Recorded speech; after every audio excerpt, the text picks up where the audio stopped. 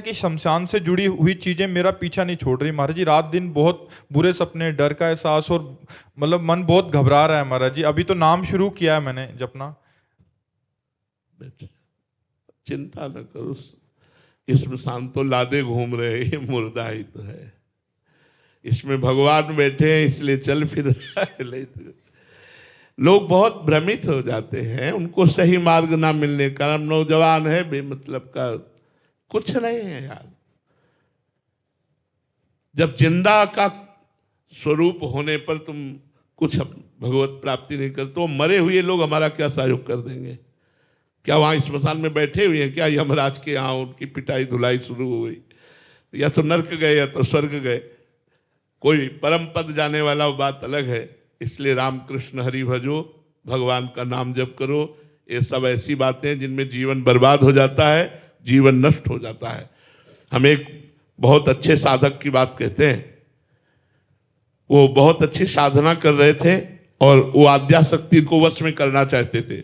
बड़ी पवित्रता से, हमें खूब परिचय में, बड़ी पवित्रता से, चूंकि उस समय हम नैष्ठिक ब्रह्मचारी थे, उस समय हम भी साधना में ही थे।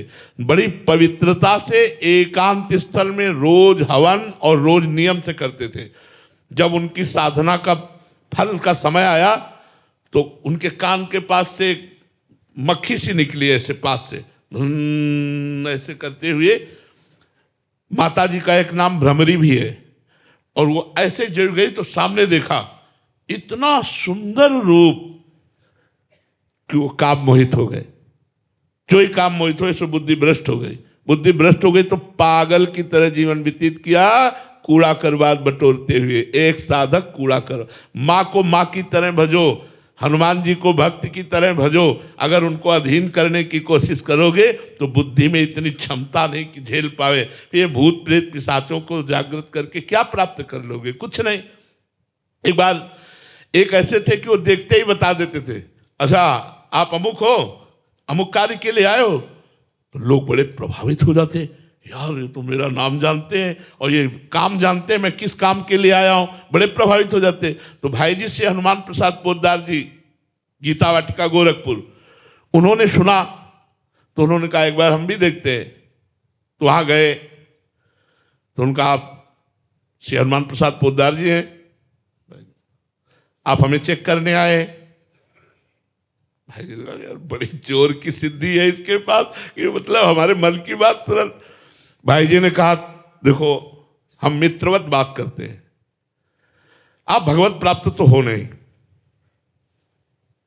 क्योंकि मेरी दृष्टि आपके ऊपर पड़ रही है और वजन तौल रहे हैं, तो आप कुछ नहीं हो साधना में। आपको ये ज्ञान कैसे हो जाता है कि ये कौन आ रहा है, क्या काम करके आ रहा है? तो उनका किसी से कहना नहीं। तो हाँ बिल्कुल नहीं कहेंगे, वादा है। तो उन्होंने कान में ऐसे कपड़ा बांधे हुए थे, कान हटाया, यहां बिष्ठा मल, यहां मल लगाए हुए थे और कहा यक्षिणी बैठी हुई है यहां मल में।